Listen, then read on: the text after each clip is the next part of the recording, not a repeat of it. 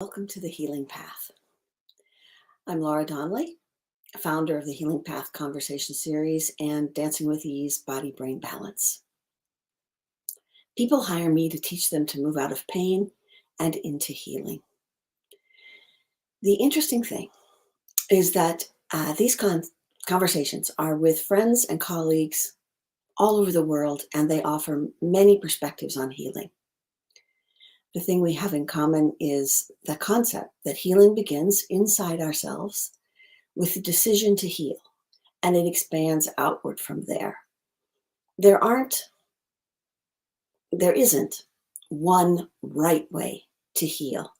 We are each individual and unique, and our individual ways of being determine which modalities of healing resonate with us and help us the most. So today, my guest is Leslie Urbas, and I will bring her into the studio, and she will share with us her healing journey that brought her to understanding the secret energy of food. Hi, Leslie. Hi, Laura. I'm so glad we were talking before, that you grew up in Missouri and I grew up in Kansas, and now you're in Spain and I'm back in Kansas, but that we met online, never our paths crossed in person. And I think that's one of the most interesting things about the world today, is that we can connect with people all over who have information that is helpful and healing for us. Agreed. It's amazing at the same time, everything's at your fingertips now. Yes. Now, if you would like to share anything about your history, your training, what brought you to working with food, and I love the topic because my whole life, you are what you eat, and it's been part of what I thought about and grew up with, and so knowing that there's a secret energy in food, that's beautiful. I love how you started there. That's a great way to start. You are what you eat. So I'm going to tie that into part of my bio here. But as you stated, I am Leslie Urbas. I am a registered dietitian and a personal trainer by, training, obviously. However, the journey really began with me when I hit high school. I don't know if anybody else out there can resonate, but size never mattered to me. I didn't really, I felt pretty. I could fit in my clothes. It wasn't anything that plagued me until I entered high school. And in high school, within 1 week of joining high school, I had a high school softball coach tell me I was too fat to ever play on the varsity team. Oh, shoot. And I know, right? And a girl in my high school class who sat by me in most classes due to alphabetical order. And we just happened to have so many classes together because, the classes were small. But she told me come Friday she couldn't hang out with me because I was too fat to hang out with her and her friends. And it was at that moment that my anxiety, my stress, my constant worry about what to do to make myself fit into everyone else's desire of how I needed to look win. And I spent my entire high school concerned and anxious and stressed about what to eat, when to eat, how to eat, what to do, and how you're saying you are what you eat. The truth of the matter is that I probably never ate healthier than I did in high school. And in high school, I actually weighed more on the day I graduated high school than the day I gave birth to each one of my children. And even though I was eating at my healthiest self, while you are what you eat, your brain and the energy you're putting towards your food control more of the output. So, because I was so anxious and so stressed about what I was eating, how I was eating it, and if it was allowed or forbidden, I was compounding the result I didn't want, which was feeling worse in my body, less confident, less skinny, not fitting into clothes, going up in sizes, and being a weight that really confirmed what they told me that first week of my freshman year, that I was just too fat to play and too fat to hang out. Oh, wow, man. I think that you're right that a lot of this starts in high school. And I was a dancer, so then I got a whole lot of that. Also, your body type is such that you will always have to work to be the size you need to be a dancer. Mm-hmm. And yeah, so like I think I was on 1,000-calorie diet most of high school. Mm. When I was supposed to be growing and building my bones and my teeth and everything else, I was doing this little minuscule calorie thing while I was working, athletically and dancing 3 or 4 nights a week, and it was the best that anybody knew. I also think that what you said is powerful. How you think about your food changes how your body uses it. How you think about your body image changes how your body uses the food you put into it. Yeah. And I mean, I did this stupid thing where I traded sugar calories for protein calories for a while. So I had the same number of calories in my day, but then not the same number of food value calories. Mm. And and then I could keep myself at this weight that I wanted to stay at, but I was slowly decreasing the strength and flexibility of my body because I wasn't giving it two things. I wasn't honoring my body for what it was and what it needed, Mm-hmm. and I wasn't giving it the food elements that it needed to be strong and to work as hard as I was going to work, as performing and rehearsing and touring and stuff like that. So what changed for you? And when did it change? Cool. I'd love to be like, oh, I graduated high school and just got wise, but it got worse. It got worse, unfortunately. So when I stepped into college, I was going to be a dietitian, right? So there's a joke amongst dietitians. Do you have an eating disorder and thus you become a dietitian? Or do you decide to become a dietitian so you can maintain your own disordered eating? Oh, And dang yeah, it's just a true statement because I mean, most people have some weird things about food, but dietitians, I can't tell you the number of people that went to college with me that were like, I want to help with eating disorders. I want to help with eating disorders because they had an eating disorder themselves. And I'm not going to deny that I definitely did, but it was a very quick one. So it couldn't have been like by clinical diagnosis, I don't think anybody would have ever diagnosed me. It was like a quick, I'm going to lose this weight. And so for 3 to 4 weeks in college, I was like, minuscule breakfast, eat a cracker when I feel like I'm going to fall over, going to run a ton. I worked out twice a day. My dinner was only vegetables, green vegetables. I don't know why. I just got green vegetables in my head. And a diet right soda as the privilege at the end of the day if I felt like I did a good job. Okay. And I did lose 15 pounds, but very unhealthfully. And my relationship with food and myself was still very awful. And I think I spent most of my 20s that way, just like every other person that thinks, I want to lose weight, I want to be healthy does, right? We're going to try all the tactics. We're going to count, we're going to portion control, we're going to do our macros, we're going to do keto, we're going to do low carb, we're going to do high carb, we're going to do tons of exercise, we're going to do none, right? There's so many different pathways out there and we try them all. So I tried them all and each one sucked, okay, for lack of better words. Each one made me feel like a caged in bear, a hungry, caged in bear that wanted to be so free to run around and enjoy all the other things in the world that I could. But if I grabbed that forbidden food, my weight would skyrocket because my relationship and my energy with the food was still very poor. I did not have a solid basis. And so, as I actually wrote about this in my Facebook post today, so it's so funny and so timely, that the amount of anxiety that I would have from consuming a cookie and thinking that a 150-calorie cookie could make me gain 6 pounds in a day got me a 6-pound weight gain every single time because I believed that was my result, and thus I got it. So the energy I was giving to the cookie is you're going to make me gain 6 pounds. And so what did the cookie give me? A 6 pound weight gain, because I transferred what I didn't want to the cookie and back to me. So my 20s were spent cycling. It wasn't until later in my 20s, 30s, when I met my husband, and then I got pregnant with our kids, and had our two healthy babies, that I started to really form a healthy relationship with food. It's also when I so happened to kind of develop the journey with myself, right? Like when I allowed myself to become more conscious, understand what I really needed, learned that I was a human entity and I didn't have to just live out patterns I was taught, right? So all of this definitely came full suit, and my whole entire life transformed in knowing that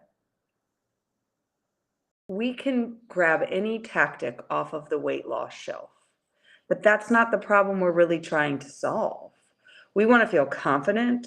We want to feel healthy. We want to feel good in our bodies. And what we're picking up when we pick up that diet is a tactic to give us more stress and anxiety, to stay stuck on this hamster wheel. And that's not a healing path.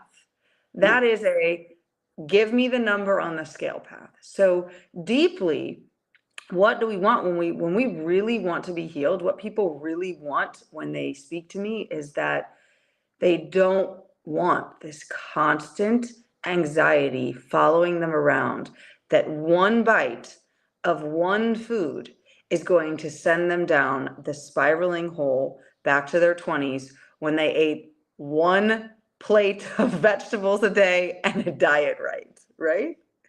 Exactly. Yeah. Exactly. And I mean, I thought of so many things while you were talking, and one of the most important ones is food is our partner in living on the planet. If we don't feed and nourish our body, and as you're talking about too, feed and nourish our mind with understanding, that was very powerful too, what you said about you transferred everything you didn't want about that cookie and weight and your body image into the cookie, and then you Mm. ingested it again. So, um, so sometimes when I talk to people about how they're thinking, because and the reason we get along is I start with what are you thinking about and what happens in your body when you think that, and like stress and anxiety. The idea that I might go on a diet and my whole body pulls in energetically. I can just feel it pull in a bracing thing. It doesn't want that. I can tell my body doesn't want that. So, and then when I decided to quit performing, I'm like, okay, I'm gonna quit. I'm gonna quit this worrying about what I look like. I'm just gonna quit. I was probably about 35, 36. I was still teaching. I still wanted to be healthy. But then I thought, what is healthy for me? Mm-hmm. I mean, I knew that because I wanted to perform in ballet and modern dance, it's really intense competition, like athletics. I mean, some of the most unhealthy eaters I know are athletes. I had a friend in high school, he was a wrestler, and they always wanted him to wrestle in the class below his natural body weight Mm. set, so that he would have an advantage, because he would be the bigger person, but wrestling in this lower weight category. Only he had to eat, he like drank water for 3 days before the wrestling match. He had no strength, no energy, nothing, and he'd get pinned every time. I was like, oh baby, quit, just quit. I could see it in somebody else, and see it in myself. Mm-hmm. And I think this is the importance of a coach too. We don't know necessarily all the things we internalized about body image for women, but body image for men is really hard these days too, I think. And food, and seeing my mom, see, my mom was one of those naturally skinny people. That just is not me. And she's this person who could eat one cookie. Who can eat one cookie? Not me. I probably could. I mean, if I go to a coffee shop and I buy one cookie, I only eat one cookie.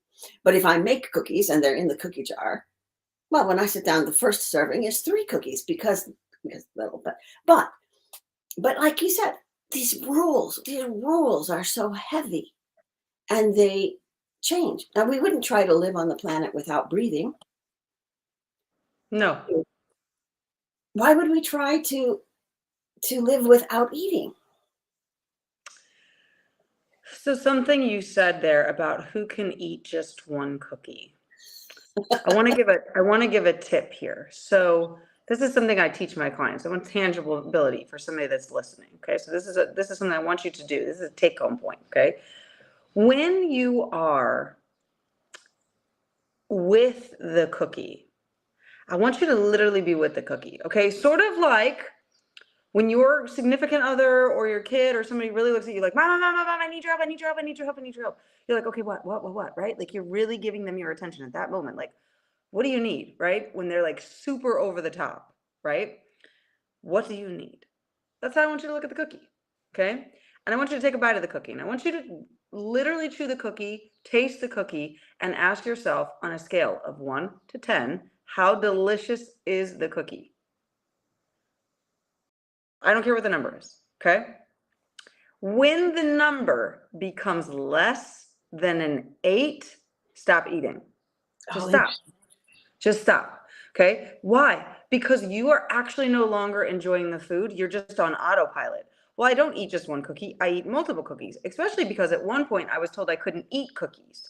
So I need to keep eating the cookies because the cookies were once not allowed. So the cookies give me some sort of like, I am an adult. I am free. I'm no longer this dancer. I'm no longer a wrestler. My mom's no longer like, you get one cookie. But mom, I want more. You get one cookie. You didn't eat enough dinner. You don't get any more cookies, right? All of this is playing out. And as we're an adult and we've had a bad day, people think it's emotional eating. It's not emotional eating. You had a bad day. Your boss yelled at you. He told you how much you sucked. Okay. You had a bad day as an entrepreneur. You didn't get as many clients. You didn't get anybody that said yes, or you had a bad day with your clients. You're feeling kind of bad. What do you give yourself to feel better? The ability to control something in your life. oh, Mom said I could only have one cookie, but I say I can have 5. You're still living the pattern out, even though it makes no sense to you as an adult. You're like, why would eating 5 cookies correlate to me being yelled at work? Because you get your control. You get the ability to say, this is my cookie, and I'm going to eat more cookies. And this is how I take my life back into control. The number one reason why most hospitals get complaints in the majority in their kitchen is because when you're in a hospital, the only thing you can control is your food. You don't control when they wake you, they don't control how much blood they take, or when you go to your MRI, or when the doctor comes in to visit you. You don't even get to control how much you really get to sleep, but you can control your food. yeah, that's interesting. Also, I did a training a long, long ago. They said the first thing that little kids learn, the first word is no. And the Mm-hmm. first way they express no often is, I don't want to eat that from their parent. And of course, especially I remember my cousin, she had a little boy, and he was one of those totally strong, wiry little kids, but he just didn't need a lot of food to keep going when he was first growing up. And she was so worried. And then sometimes I think we internalize our parents' worry too, right? I'm not Mm-hmm. feeding this person enough. I'm not giving them what they need to be healthy and happy in their whole life. And and so then that comes in with the food they feed us, and they don't mean to do that, right? They don't mean to give us those bad ideas. I mean, later in my life my mom was like, oh man, I really probably screwed you up about food. I said it's okay, like, don't worry about it. I didn't get bulimia, I didn't get anorexia, which was like just going through everything. I said I was weird about food, but as a result I went to a nutritionist, and I got help. I called somebody, a coach. Actually, I looked at another dancer who was just eating like an entire mound of food at rehearsal one day, and I'm like, how on earth can you look like you look and eat that much food? She had vegetables and rice, and like, I don't know, she picked it up at the deli, I'm like, because I was carrying my own food, and Yeah. so that I knew what I had. So I had control. So I knew what I had. I knew what had been put into it. And she's like, nah, I went to the nutritionist, and here's her phone number. Just go talk to her, and it really did transform my life. I started to look at how much processed food I ate, which when you're young and on tour, you don't have a lot of control. And when I was eating protein, and like you had said, the first thing we do is we do this portion limit, hardly any breakfast, barely any food for the rest of the day, not enough to restore. I knew another dancer, she ate only salad for 6 weeks and she gained weight. Mm. Only salad, no meat, and so I was surrounded by eating disorder people. And somebody said, well, don't you miss dancing? I said, here's one thing I don't miss, after class, going out and having to sit outdoors with somebody because they wanted to have a cigarette with their bran muffin as they told me everything they had eaten yesterday. Mm. I'm like, could we talk about anything else? Mm-hmm. And so then, of course, now I think I have this idea that I don't fit in the dance world. And one of the ways I don't fit mentally, I know I don't fit mentally. So one of the ways I prove that to myself is that I don't fit physically. And so these things are just woven into us, and we can unravel them. How do you help people unravel these, what would I say? I would say unhealthy ideas about food. Oh, Leslie is going to come back. There she is. I don't know. It's the internet. We're talking between here and Spain. Yeah. Oh, now we have no audio. Yeah. Just pop out and come back in. I love technology. It's amazing how it works. And when Leslie comes back, she'll tell us how she helps people unravel these crazy ideas that they have ingested. And this is what we do. We absorb ideas. When you eat food, it gets absorbed into your body and turned into whatever you need, cells, energy, blood. And there you are. Okay. Can you hear me now? I can hear you now. It's so wonderful. Wonderful. So first of all, that's typically what I address. So people don't come to me to be like, I just want to lose 45 pounds. Okay. You know what? If that's all you really believe that you need to do is go lose 45 pounds, go ahead, grab some Jenny Craig or whatever else you want to follow if that's what you really think. But what you just said is a deeper thing, and you don't have to answer these questions, but typically I ask my clients 4 questions. Do you love yourself? Do you actually believe you can be healed? Do you actually believe you deserve to lose the weight? And do you believe you're worthy?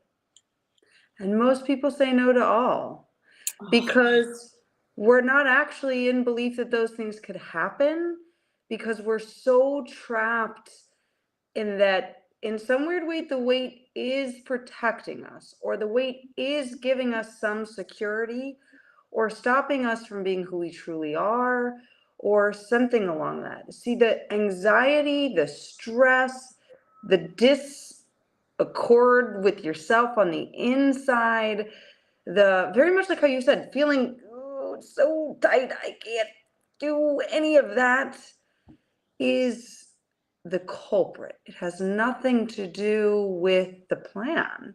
It actually doesn't even have anything to do with how much processed food you do or don't eat. Everybody wants me to say that. I'm always like, okay, should I go plant-based? That's another question I get a lot, right? Like, should I go plant-based? And I'm like, okay, the Impossible Burger has just as many ingredients as like a box of cereal, if not something else. Like, I don't want you to think about a food as good or bad based on processing. I want you to think about how good or bad a food is based on your relationship with you internally. Because every food you're eating is just calories, protein, carbs, and fat. That's it. It's not anything else. Everything we put in our mouths, calories, protein, carbs, fat, technically water, vitamins and minerals too, if you want to get into that. But that's it. That's all you're eating. And if you could develop a relationship where food was food and you listened to what your body was telling you you needed right now and followed it instead of what everybody else demands. My son is a really good display of this. It really makes my husband very angry some days because my son is my son. I'm very proud of my 3-year-old. My 5-year-old's still the same too, but he's unjaded. It does not bother him. My husband will say, Larry, you need to eat some meat. No, Dad, I ate meat another day. I'm good to go. I just want the blueberries. That's all I want today. And he'll look at me and he'll be like, he needs to eat something else. I was like, babe, he's got enough protein. He's fine. He's not going to die. If this is what his body tells him, allow him to eat it. And to this day, every single day, one of my meals that my son eats is just amazing. And the rest of them, he eats exactly what he feels he needs to eat at that moment. He's listening to his body. And some days that means breakfast is huge. Some days that means dinner is huge. Some days that means lunch is huge. And that's the thing that everybody really wants to get to. So how do you allow that weight to leave? You develop a different relationship with yourself. You develop a different relationship with how you view food, and then you develop a different relationship about your feeling about everything. So food is just food. It's not good, it's not bad, it's not processed, it's not unprocessed. It's not fruit, vegetable, meat, protein, whatever you want to call it. It's just food. It's what nourishes your body, and you listen to the little voice inside of you. And when you do, the weight and your health issues all fall off as easy as you unhook the bra at night. It's really simple. Yeah, sounds beautiful. It's a really it sounds also like you're letting your body tell you, and you are, what it needs now, not what it needs like with a meal plan for the entire week, or if I eat out one meal, I have to do 15 things to make up for eating out, or I have to store up all this what was I going to say? Well, my grandma had, okay, now this is the other truth. You have things in your family, right? My grandma had diabetes, and then Mhm. one of her daughters did, and another one had the thing where your blood sugar isn't balanced, but she didn't flip into diabetes. So everybody in the family is like, oh, diabetes. Now we got another generation down, grandkids. They're all pretty okay so far. But it's one of these things, you're like, you need to be tested for this.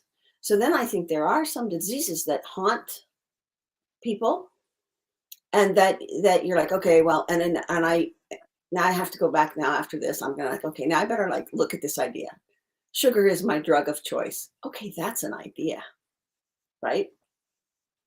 What do I do with that idea that sugar is my drug of choice? Like you said, bad day, I need a pick me up. Some people go home and have a couple of glasses of wine. No, I'll go for something sweet. But what you just said is, even if I go for a healthy sweet, quote unquote, right? How we label these things. So like a piece of fruit or a couple of pieces of fruit, if I'm in that state where I didn't ask, did I really want a piece of fruit, or do I want a piece of meat, or a piece of cheese, or what do not I, but my body want? But I deserve a treat because I went through this thing. Then I'm going to maybe not eat that food, even if it's a fine food, like you said, whether it's processed or not processed, who cares? My body's not going to be able to use it because I ingested it, not just the calories, protein, fat, carbs. I also ingested the unhealthy idea with those things. Correct. And if I can disconnect the idea from the food, then Correct. the food is just nourishment.